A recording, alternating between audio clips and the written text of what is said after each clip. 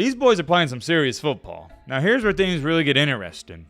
Do you know UCLA controls their own destiny when it comes to the college football playoff? Yes, that's right. You heard me correctly. UCLA, the team who started 0-4, controls their destiny and they can make the playoff. Here's how.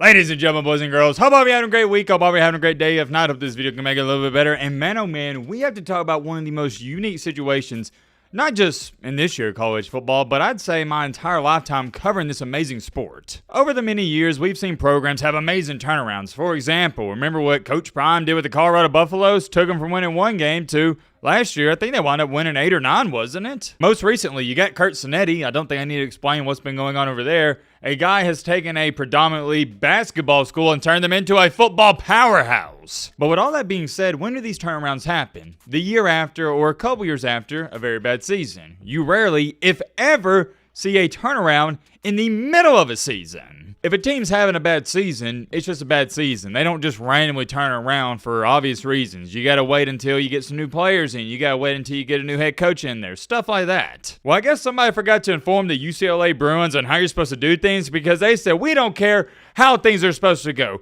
We're going to do it our way whether you like it or not. They have somehow, someway broken the mold. They are the ultimate exception when it comes to turning around a team within one season. Let me give you some context, though, on how we got to this point. For starters, Deshaun Foster, he took over as the head coach of the UCLA Bruins, and they got what is one of the better quarterbacks in college football, if you got to ask me, Nico Amalivia from the Tennessee Volunteers. We've talked plenty about that situation. If you have no idea how Nico ended up at UCLA, you're going to have to watch some of the previous videos. I'm not explaining it again. Long story short, UCLA does a trade swap. Almost forgot to mention that. They give Tennessee their current quarterback, Joey Aguilar, and they receive Nico. And I wouldn't say people were high on UCLA heading into a season, but they didn't think they were going to be as bad as they were to start the season. It was really bad, and that's sugarcoating it. It was awful football to watch. They weren't just getting beat. Ladies and gentlemen, boys and girls, they were getting outclassed. It was borderline like, should we shut down the program type of beatdown.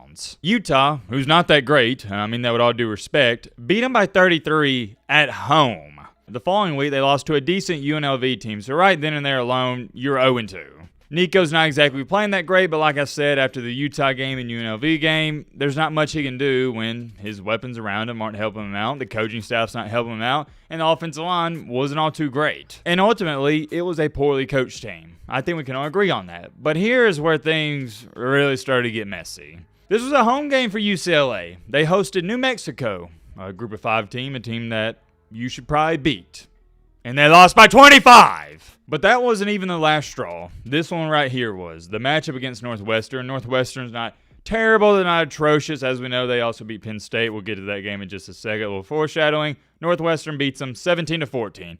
UCLA started out their season 0-4. I don't think anybody had unreasonable expectations for UCLA, but the way they were playing, 0-4 start, for Deshaun Foster to keep his job, you didn't have to start out 4-0, but you most certainly couldn't do what he did.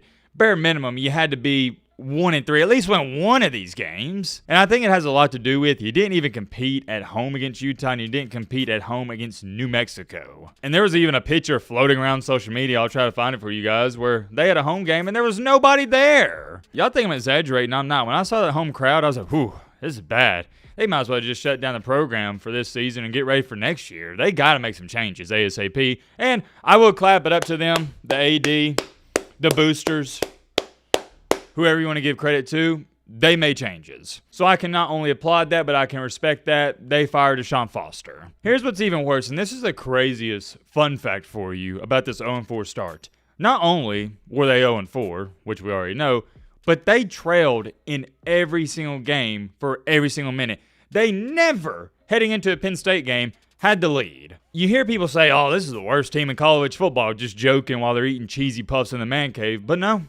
UCLA was arguably the worst team in all of college football. They were most definitely the worst team in the Power 4. To say it was looking bad for the Bruins and Nico would be understating it. It didn't seem like there was any hope. But then out of nowhere, they promote Tim Skipper to the interim head coach, and the fan favorite, Jerry Neuheisel, becomes the offensive coordinator. Everybody's sitting there going, yep, this is going to be a disaster. You got the young buckaroony Neuheisel taking over the play calling duties versus one over what y'all know how I feel about Penn State. Don't get me started. I've been trying to tell y'all for years they're irrelevant. But to the mass media, people were still viewing Penn State as one of the better teams in the nation, even coming after the Oregon loss. Do you know what the line was for this game? This was a home game, by the way, for not Penn State, my apologies, UCLA. 24.5. That is outrageous. Penn State was favored on the road in a conference game to win by 24.5 points. Nobody, not a single soul out there was calling this upset. You'd have to be crazy. UCLA just fired their head coach. The team has proven all year long they suck. There's nothing you could point to that could even give you a slight chance and hope of, oh yeah, UCLA is going to win this ball game. But they did. As we know, they come out firing. They score a touchdown, do an onside kick. They were playing like a team, had nothing to lose. They were playing like how you play on NCAA 14, or now all the youngsters are playing NCAA 25-26. As to how James Franklin didn't expect an onside kick to come in a team that's 0-4 and hosting against you, I have no idea. That was the most obvious onside kick of all time. Number one, the team itself has nothing to lose. Number two, there's not a head coach. He's just the interim head coach. He don't care if he makes bad calls. He's not coaching for his job. And number three, their defense is awful. So even if you don't get the onside kick, it doesn't amount to a hill of beans. You're not going to stop them anyways. Let me ask you a question. What's the difference from Penn State getting the ball at the 50 compared to the, we'll say, 25? Nothing. They're still going to march up and down the field. But with that being said, I will give credit to the UCLA defense because they showed up in the first half. Penn State could have moved the ball. Second half was a different story. That UCLA defense got carved up like it was nothing, but still, they did their part in the first half. And they shut down Penn State when they needed to in that fourth down stop late in the fourth quarter. Gotta give credit to the UCLA defense, but obviously the storyline of this game was the fact that UCLA even competed. Not won the game, you competed with them. They win the game 42-37. Nico proves why he is one of the better quarterbacks in the country, if you gotta ask me, and why Tennessee, in his opinion, should have paid him all the money in the world. He had 5 touchdowns. He led the team in passing and led the team in rushing. He was the offense. But hold on! Just like Lee Corso says, not so fast, my friend. This isn't some Cinderella story. It's not just a fluke. There's more. If you were anything like myself, I was like, oh yeah, this is a great win. I'm happy for Nico. I'm happy for this program. How could you be mad about this? But at the same time, you had to be sitting there thinking, yeah, this was just one of those games where UCLA was highly motivated. The ball bounced their way. Penn State was coming off a loss. They can't keep this up, can they? This was supposed to be a feel-good story. Nothing more, nothing less. UCLA's not a legit football team. They're just 1-4. Yeah, sure, you got the nice win over Penn State, but come on, man. Let's get back to earth and let's get back to reality. This team still isn't that good. Or at least, that's what we thought. The following week, on the road, no home field magic, on the road at Michigan State, they blew them out of the water. Granted, is Michigan State that good? No. They're an average football team at best. But still, 38-13? They dominated these guys. Nico had another decent showing, but the storyline of this game was it looked like an overall team win. You know how Penn State was carving the defense up in the second half? That UCLA defense, they shut Michigan State down to only 13 points. And now here we are. They're heading into a game with Maryland, but a couple of weeks ago, I want you to think about it, or a few weeks ago at that, we're sitting here talking about how UCLA is one of the worst teams in the entire nation. Fast forward in time, only a few weeks later, UCLA is definitely not one of the worst teams in the nation, and they're playing like a, dare I say, top 35, top 30 football team. Is that crazy to say? I don't know. Let me know in the comment section. The tides have turned. These guys are playing some good football, and it's not even like, oh, it's just one game. That's back-to-back weeks. They're riding at an all-time high, and you know what I think the biggest difference is? They actually believe in themselves, and belief can take you far, because once you start to believe, you just start playing at a different level. I don't know what in the world Deshaun Foster was preaching to these guys, but it is quite clear and evident they were not buying into it. These boys are playing some serious football. Now here's where things really get interesting.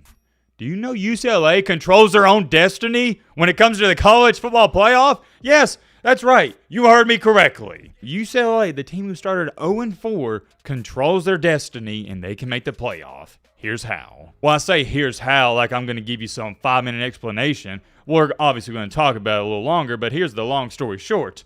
They just got to win out. It's as plain and simple as that. Crazy, right? 0-4 UCLA. As long as they win their next 6 ball games, they're making the playoff. Granted, much easier said than done. But let's take a look at it, shall we? This week you got Maryland. Heck, you beat Penn State, Michigan State, and they're favored in this one, so it's more than fair to say, yeah, you can win that one. Week after that, you got Indiana. It's going to be pretty tough. You got Nebraska. That's going to be tough. And then you got big and bad, number 1, Lowbro State. After that, you got Washington. That's going to be another tough one. Dang, this is a really tough schedule. This is probably the toughest schedule I've seen in the Big Ten. You got to go to USC. I'm sure you could Google a percentage, but what is the likelihood that UCLA wins out? If I had to give you a percentage, I'd say it's got to be less than 1%, right? Going to Indiana and Ohio State, and going to USC is not that big of a deal. Indiana, Ohio State, good luck. You'd be more than fortunate just to split those games. But is this not one of the wildest situations you've ever seen? It is for me, and I can't believe more people aren't talking about this. The fact we are even talking about halfway through the season UCLA controls their own destiny, it's mind-blowing. And I'm rooting for them. Heck, if they can pull this stunt off, they'd make a documentary about it. If you are confused in why this is even possible, it's fairly simple. I'll break it down for you. It's because they only have one conference loss. UCLA's path to the playoff is if they win out and you win the Big Ten championship, you get an auto bid. But it has me thinking this. If UCLA wins out, let's not even talk about the Big Ten championship. If you beat Indiana at Indiana, you beat Nebraska at home, which is a good win. You beat Ohio State at Ohio State. You beat a good Washington team. You beat a good USC team.